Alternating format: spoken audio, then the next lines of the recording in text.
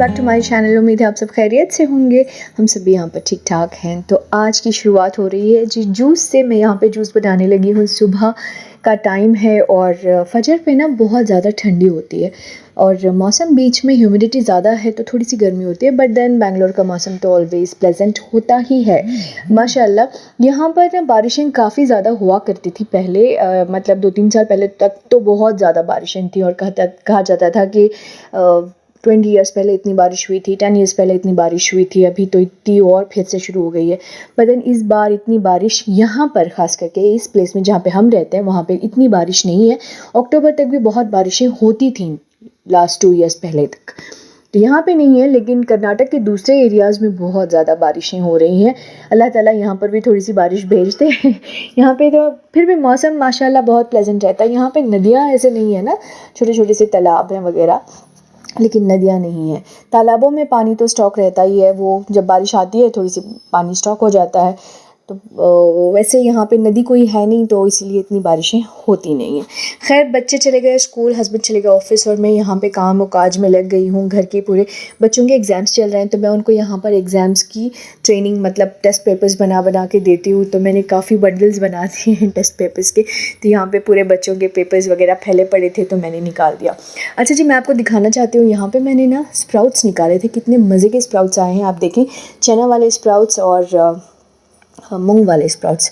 मैंने ये सैलड के लिए निकाला था, जो कि प्रोटीन सैलड्स हम बनाते हैं और खाते हैं, सेहत अच्छी हो। मैं थोड़ा सा पुट ऑन हो गई हूँ, मेरा थोड़ा सा वेट बढ़ गया है और क्योंकि बकरीद वगैरह में बहुत ज़्यादा खा के ना अच्छी सी तगड़ी हो गई। अभी मुझे उसे ना रिड्यूस करना है, तो मैं थोड़ा सा, मैं और हस्बैंड तो पहले से भी डाइट कॉन्शियस हैं थोड़ा सा, फिर भी वो भी थोड़ा सा खाने लग गए थे। अभी उनको भी, वो भी कह रहे थे कि नहीं अभी बहुत कम करना है। तो ये देखिए मज़े के स्प्राउट्स मैंने निकाले हैं, बस एक ही रात में इतने ख़ास आ गए हैं। मूंग में छोटी वाली आई हैं थोड़ा सा स्प्राउट्स, और चना में तो बहुत ही अच्छी बड़ी बड़ी सी आई हुई हैं। अब मैं इनको यूज़ करूँगी सैलड्स में। जब आप सैलड्स बनाते हैं ना, तो प्रोटीन सैलड्स, उसमें इसका इस्तेमाल करें। तो इसको एक बार वॉश कर लीजिएगा, फिर थोड़ा सा फैला के कपड़े पर रख दीजिएगा। तो जब इसका पूरा पानी सूख वगैरह जाता है तो आप इसे एक बैग में डाल के पैक करके फ्रिज में रख सकते हैं। 2-3 दिन के लिए आराम से ये आपको काम आ जाएगा। मतलब 2-3 आदमी खा रहे हैं, बच्चे भी तो बड़े शौक़ से खा लेते हैं। इसके अंदर मैं दिखाऊंगी आपको कि मैंने क्या क्या डाला हुआ है। इसके अंदर सारी वेजिटेबल्स, जो भी आप रॉ वेजिटेबल्स खाते हैं बिना स्टीम किए। बीटरूट को आप थोड़ा सा स्टीम कर लें तो ही अच्छा लगता है, अदरवाइज़ मैं तो नहीं खा पाती हूँ कच्चा बीटरूट, हरगिज़ नहीं खा पाती हूँ। तो मैं उसको थोड़ा सा स्टीम करके ही खाती हूँ। तो बीटरूट को थोड़ा सा स्टीम कर लें, बाकी सारी वेजिटेबल्स जो हम रॉ खा सकते हैं वो रॉ वेजिटेबल्स डालें और इसका मज़ेदार सा सैलड्स बना लें। तो उसके बाद मैं आई किचन में। अच्छा, कुछ दिन पहले मैंने बनाई थी अफ़गानी बिरयानी, जो कि इतनी मज़ेदार बनी थी, इतनी मज़ेदार बनी थी। मैंने रेसिपी शेयर की हुई है, मैं लिंक डिस्क्रिप्शन बॉक्स में दे दूँगी, आप जाके एक बार चेक करें। बहुत मज़े की बनती है, ट्रस्ट मी। मैंने नॉर्मल घर की जो केसर कली चावल होते हैं उससे बनाई हुई है। अगर आपको बासमती से खाना है तो आप ज़रूर इसे बासमती सेला, जो भी चावल आप यूज़ करना चाहते हैं, या फिर नॉर्मल चावल भी यूज़ करना चाहते हैं तो आप उससे बना सकते हैं। बड़े मज़े की बनती है, trust me, you will love this. आप ईद पे बना सकते हैं, आप दावतों में बना सकते हैं, बहुत मज़े की बनती है, जूसी सी। बच्चों के सेमेस्टर एग्ज़ाम्स चल रहे हैं, बच्चे बस आने वाले हैं। एक्चुअली एक को एक दिन गैप होता है तो दूसरे दिन दोनों का है, तो 1 to 4 अलग रखा है, 5th का अलग रखा है उन्होंने।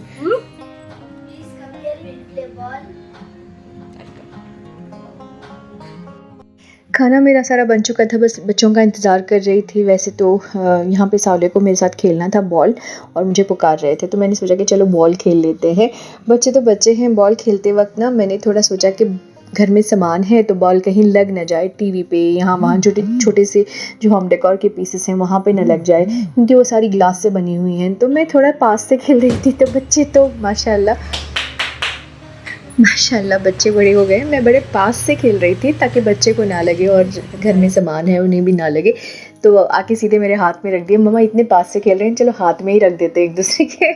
तो अब मैंने उनको फिर कहा कि चलो फार, मम्मा प्लीज़ फार से खेलते हैं, थोड़ा मज़ा आए। तो फिर दूर से खेल रहे थे। अच्छा, मैंने लास्ट जो व्लॉग डाला था उसमें मैंने एक शॉपिंग सेंटर पे विज़िट किया था और वहाँ का मैंने सारा आपको डिटेल जो है वो यही दिया था।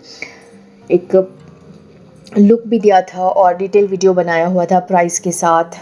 काफ़ी अच्छी कलेक्शन थी वहाँ पर, वो मैंने बताया हुआ था। तो वहाँ से मैंने कुछ स्टफ़्स ख़रीदे थे, वो मैं आपको आज दिखाती हूँ कि मैंने क्या लिया था। मुझे और भी 2-3 ख़रीदने थे, लेकिन मैं उतना बजट लेके नहीं गई थी। तो जितना मुझसे मेरे हाथ में बजट था, जितने मेरे पास थे पैसे, उतने में मैंने ख़रीद लिया। और ऑफ़ कोर्स देखिए, मैं एक बात कहना चाहूँगी, मुझे इसके हवाले से लास्ट वीडियो के हवाले से मुझे कुछ कमेंट्स आए हुए थे। तो देखिए, हर जगह अलग-अलग होता है, मतलब एक जगह पे कभी ज़्यादा हो जाता है प्राइस, कभी कम हो जाता है। ज़रूरी नहीं कि हर जगह वही प्राइस में हमें मिले या फिर जहाँ हमने लिया है। मेरा एक्सपीरियंस है कि मैंने जितनी भी आज तक चीज़ें ख़रीदी हैं, मतलब इस तरह की क्रॉकरी जो ख़रीदी है मैंने, सेरेमिक वाली और पोर्सिलिन वाली, तो मुझे थोड़ा महंगे ही मिले। मैंने ऑनलाइन भी ख़रीदी है, मैंने जाके भी लिया है। मैं ज़्यादातर मॉल्स में ख़रीदती थी, तो मुझे काफ़ी महंगा मिला है। मुझे इस तरह की शॉप्स नहीं मिली थी।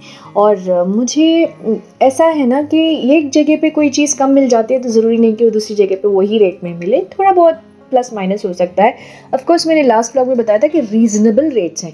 वो फैमिलीज़ भी जा सकती हैं, मिडिल क्लास भी जा सकती है, और जो अफ़ोर्ड कर सकते हैं, मतलब उठे-बैठे जाने वाले हैं, वो भी जा सकते हैं। मुझे भी लेनी थी चीज़ें, मैंने भी पूरी चीज़ें देखी, जितना मुझे अच्छा लगा मैंने बस वही लिया। तो इस हिसाब से हमें लेना चाहिए। मेरा ये नहीं है कि मैं आपको ये कह रही हूँ कि आपको जाना ही है, आपको लेना ही है, ऐसा नहीं है। आप विज़िट ज़रूर करें, विज़िट ज़रूर करें। आपको जाके लेना वो आपके ऊपर मुनहसर है, लेना है या नहीं लेना है। बट वहाँ पे चीज़ें काफ़ी अच्छी कलेक्शन है, किसको पता है। देखिए, मैं भी गई थी कि मुझे क्या लेना है। मैं कुछ छोटी चीज़ें ख़रीदने गई थी, लेकिन मुझे एक चीज़ अच्छी लग गई तो मैंने ले लिया। दिल कर जाता है, ले लेते हैं हम। तो उसके बाद अगर मैं ये भी सोचूं कि मैं कहीं और चली गई और मुझे वहाँ पे इससे कम रेट में मिला, तो इसका ये है कि हो सकता है उनके वो उस तरह के रेट्स हों और उनके इस तरह के रेट्स हों। बस मेरा मकसद ये था कि इस शॉप की कलेक्शन और इस शॉप की जो लोकेशन है वो मुझे शेयर करनी थी, आप सबको दिखाना था, क्योंकि बाहर से अलग-अलग कंट्रीज़ से लोग भी यहाँ पर हैं, because it's an Asia's hub for IT. Bangalore is an Asia's hub for IT. तो यहाँ पे काफ़ी सारे कंट्रीज़ से भी लोग पढ़ते हैं आकर, कॉलेजेस में पढ़ते हैं, जॉब्स में रहते हैं। तो उन लोगों को भी इस तरह की चीज़ें पसंद आती हैं। अगर मेरी वीडियो देखते हैं तो उनको शायद पसंद आए और वो जाएँ इस शॉप में और ख़रीद लें। जिनको नहीं जाना, डेफ़िनेटली ना जाएँ।